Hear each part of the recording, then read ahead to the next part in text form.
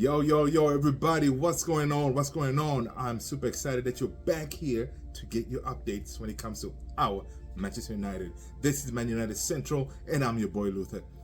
You know what, guys? Before we get started, I want to give you all a huge thank you because as of today, guys, we are at 500 subscribers. Thank you so much. It's a baby channel. We are trying to, build the community, build the tribe, and you guys are supporting me. I do appreciate you guys so much. That being said, out of the way, let's see what we got on the news today. So as usual, we're gonna start with do we have any updates when it comes to the takeover? I know your guess is as good as mine. Right? So we're gonna look into that and see if there's any updates. From there, we're gonna jump into what I'm sure most of you guys want to know, if who else is coming in on board on the Ten Hag train, right? Who else is on the way through the door? We'll see. All right. You all right, man? We're ready to go. Let's jump in. Okay. So, as far as the whole takeover situation, right? As far as the takeover situation, really, there's no much information. We thought today, Friday, we may get something. What was happening on the United stock price? Pretty much today it was on the downward trend. So usually, when that happens, it shows that there's some uncertainty, right? When there's uncertainty, the stock price, kind of pulls back, and that's what we're seeing today. And it's understandable because the Glazers are twiddling their thumbs, pretty much. They're not trying to give us a concrete answer what's going on. That way, everybody knows what's going on, and everybody can make plans according, right? Now, I just saw an article. I believe this one is coming from the Athletic. Yeah. So for an article from the Athletic, which I did not know, basically, it's saying that Sir Jim Ratcliffe. Let's see here. Let me just confirm. Coming from the this is from the Daily Mail. So basically, this is one thing I did not know, and it says that Ineos chief Sir Jim Ratcliffe failed at buying two other clubs before his attempt to purchase Manchester United, which is reportedly, we know, as I said yesterday, his deal to buy Manchester United is dead in the water after the minority shareholders gave the current Man United board an ultimatum. Right? Ineos, is a company owned by Sir Jim. They own Ligue 1 side Nice and Swiss club FC Lausanne Sport, right? And have attempted to expand their portfolio with offers to purchase some of European football's biggest teams. Notably, they tried to purchase Chelsea, and they failed. And guys, I did not know this, but they also tried to purchase Barcelona, right? And they failed. Okay? Before entering the race to buy United from the Glazer, Ratcliffe and Ineos were in the running for Chelsea when Roman Abramovich put the club on for sale after he was sanctioned. So again, Sir Jim, he's used to failing, but again, he's one of the richest person in the UK. And as far as rich folks, yes, before we see them, at the highest level, being successful. But in order to get successful, obviously you have to try and fail, right? So obviously this guy, he knows something about acquiring teams and such, right? Because he has a portfolio of teams that he owns, and I'm sure he has other ventures, right? So, I mean, honestly, I wouldn't really feel sorry for him if he fails on Manchester United. Because, guys, listen, we want Sheikh Kassim, man.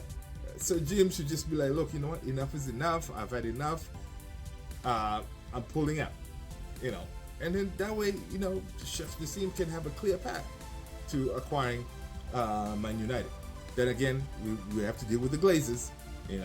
The Glazers, who knows what they're going to do, because they may try to pull something up their sleeves because, again, United is on the upper street here, right? That is basically what I have about the takeover situation. Let's move on to most important things. We're going to talk about what's going on with our goalkeeping situation, because we do have a situation, right? Because what is happening is this: as of today, which is most of you guys maybe were watching on Friday, some of you will be Saturday. Today would be June 30th. Most of De Gea's contract is expiring, right? So basically what is happening is this: Ten Hag has blocked Tom Heaton. Okay, so you guys know Tom Heaton is the second choice goalkeeper at Manchester United, right? And basically Tom Heaton was in negotiations to be the number one for, I believe it's Luton, the team that just came up. But Ten Hag had to block that because he doesn't know the situation of his goalkeeper, right?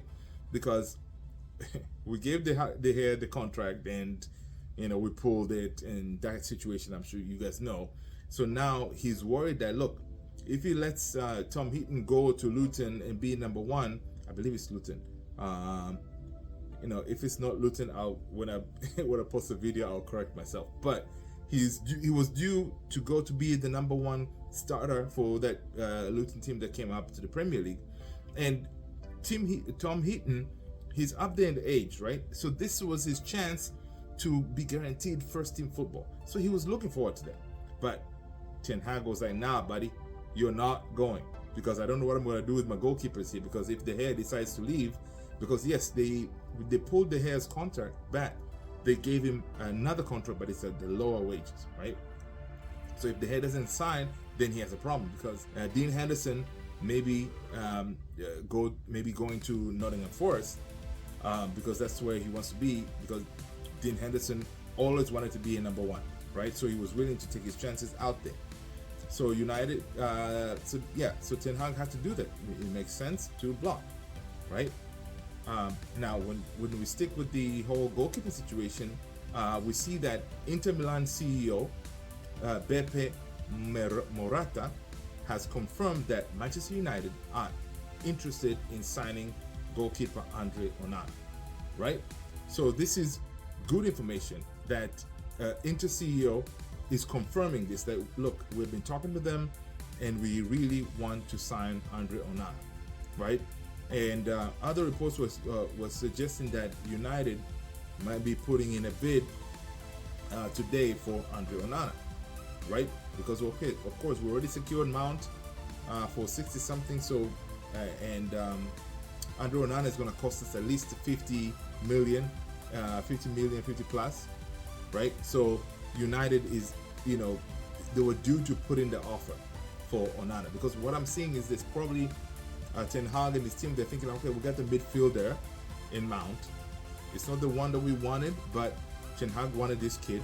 And then now he's going to go to his second target, which is the goalkeeper, because if De Gea decides to not to sign the lower contract they gave him, he needs another number one. So, okay, he wants a goalkeeper, right? Once he secures that, whatever little money that he has, before he can go to purchase a striker, he needs, I don't see any other way, but he needs to make sales, right? He needs to make sales. So it is a very tricky maneuvering situation that Ten Hag and his team, they have to do here, because they don't have much to spend. They have to do a lot of wiggling to get all the players they need, right? And when it comes to some of the sales they could do, I'm seeing that our good old manager, Jose Mourinho from Roma, it looks like he's interested in Fred. So everything that I'm seeing, at least one player that has value that we can get money from is Fred. So now we see Roma wants to take Fred up out of our hands, which is really good. And then also there's Fulham. So yeah, we can get some money from Fred, And so what I'm seeing is either Fred or McTominay will go, not both of them. So I'm thinking McTominay may stay, because again, McTominay is a homegrown talent. He came up through the ranks at Man United. So again, usually teams like whenever you have a homegrown talent, meaning that as a kid, like I don't know, he started there at what 7, 8, whatever, and then he came to all the way to the first team like Rashi. Teams don't usually like to sell these players because you want to develop something to show the kids that hey, you can start from here, this level. If you work hard, you can get to the starting team, right? And not just be quick to be like one of those like conveyor belt that you develop talent and just sell them. So United doesn't want to be that way. So it looks like I'm seeing McTominay may stay with the team, but yeah, Fred has value. Fred can be sold to bring us some money because we need in order if we secure, for example, Onana, we need money in. That way Ten Hag can go in and get the third target, which will be a striker, right? So basically that is what I'm seeing, and that's what I'm seeing happening. Now, when it comes to the striker situation, I'm seeing that Benfica president Rui Costa, man, Rui Costa was good. I hope you guys are old enough to remember. Rui Costa was really good from Portugal, right? So Benfica president Rui Costa believes Man United will pay close to 69 million for Gonçalo Ramos, right? Benfica president Rui Costa links Manchester United with a slump of about 69 million as they're seeking to get a striker in, right? Gonçalo Ramos is only 22 years old and he's a hot property right now, right? So again, we already spent 60 on something on Mount, 50 plus if we get Onana through the door. Guys, we only have like 150 or 120, not much. So what are we gonna do? We have to sell somebody before we can secure a striker. So that's how I'm seeing what Ten Hag is trying to do here, right? And I really hope that he's able to do that. That way, come a preseason, we have at least a goalkeeper, we have a midfielder, and we have a striker that we can start working with them, right? Now, as far as selling, I'm seeing that this is from the Daily Mail. Manchester United confirms 6 players are leaving as free agents as their contract expires today, which is June 30th. And it includes an ex-England international who has been there for 12 years. That's Phil Jones, guys, you know that. So those players are Deshaun Bernard, of course, David De Gea, Ethan Gilbreth, Phil Jones, Axel Twanzebe, and Charlie Wellen, right? Of course, De Gea is leaving because his contract ends, as of recording this was June 30th. Now, what they did is, this is very interesting too, the way they did with De Gea, they asked him something like, look, I know we want you to leave, right? But basically they said, it's such a bizarre request, right? They were like, okay, De Gea, look, because apparently De Gea this weekend he's getting married, which kind of sucks. You're getting married, you're out of contract, you don't know where you're gonna go. But again, most of these guys, they're not strapped for money. Money's not an issue to them, right? So apparently Man United asked the De Gea, like, look, do not sign for a different club despite us letting you leave as a free agent, right? So basically we are like, okay, listen, De Gea, you can go, but please don't sign with anyone because we may need you, because there is a chance that De Gea may resign, right? Even though his contract ends today, right? He may resign the agent, with the team. And again, De Gea loves Manchester, and he may resign. I wouldn't be surprised, but it would be very interesting. Even if we resign him, obviously we're gonna pay him a huge chunk, like over 150,000 a week for a second string, because he knows even if he resigns, he's not gonna be a starter, right? So, I mean, it's some interesting stuff. And also another thing is, I don't know if you guys have noticed that there's a reason why today's date, this June 30th, a lot of teams, they are trying to finalize a lot of deals, okay, on this day. And the explanation is this: the official end of the summer transfer window doesn't come until September 1st. But for some clubs, there is another date circled with the red pen in their calendars. June 30th, right today, as the time of this recording, is an important date for football clubs. The football financial year runs from July 1 to June 30th, right? So it started July 1 of 2022 and it ends today, June 30th. And with players' contracts also expiring when June turns to July, right? I.e., example, they're here, right? But there's another reason why June 30th is an important date.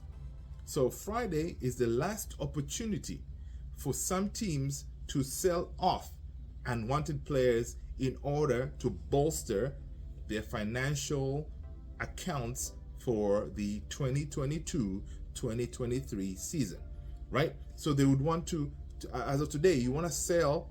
That way you can say, look, this is how much money I brought in this year, this fiscal year, 2022-2023, right? And which shows your books as solid. So a lot of deals they're going to be happening today or started happening today. It's the 30th because that's the main reason, okay? And also financial fair play compliance is also a serious consideration for some who have overspent over the past year, right? Financial fair play. This comes into teams like Chelsea. Chelsea, they did overspend. They spent over, I don't know, crazy amount, 600 whatever million, a whole bunch of money. So they've been really cranky to sell a whole bunch of players. That way, financial fair play doesn't hit you. Financial fair play, it basically shows how much money you brought in and how much money you sent out. It needs to kind of balance, right? If you're spending more than what you're bringing in, then you get hit. That's why another thing that is hindering Man United for spending so much money is financial fair play, because last season we really did not bring in that much money to be able to just splash all this cash, because we did spend over 200 million last season in transfers, and we did not bring in that much, even though our revenue was high, 600 million. We had the record number of tickets for the games, and we qualified for Champions League and all that stuff. It wasn't really enough to have us balanced when it comes to the financial fair play. So that's why we can only spend the 150 million, 120 million that we have in the kitty, right? Even if Sheikh Jassim comes in, he cannot just pump in cash and then we just get Mbappe or something like that. So guys, it's not going to happen, right? So guys, that is pretty much all I had planned to discuss with you guys. At this point, do me a favor. If you like the content, hit the subscribe, notification bell, and also share with somebody, with your Twitter, Instagram, whatever. Share this link. That way they can also enjoy the show, guys. And I really appreciate your support, guys. You guys have been fantastic. Make sure you leave some comments below. Anything that we can do to improve the show. We're a baby channel. We're trying to, improve and always progress, right? Thank you so much. I hope you have a fantastic Friday, if it's still Friday with you. If it's Saturday, have a good Saturday and stay well, stay blessed. Thank you so much. Peace.